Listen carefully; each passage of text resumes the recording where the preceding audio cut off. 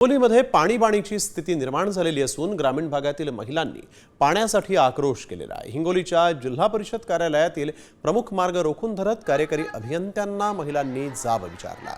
दरम्यान या महिलांच्या आरोपांनंतर हिंगोली जिल्हा परिषदेचे सीईओ विवेक गायकवाड यांनी माळशेलू गावातील पाणीपुरवठा योजनेच्या कामाची सखोल चौकशी करण्यासाठी एक समिती गठीत केली।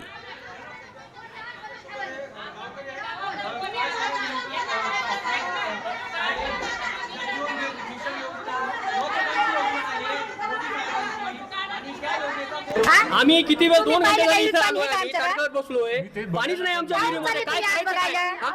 2 कोटीची योजना, 1 कोटी 89 लाख रुपयाची योजना आहे ही।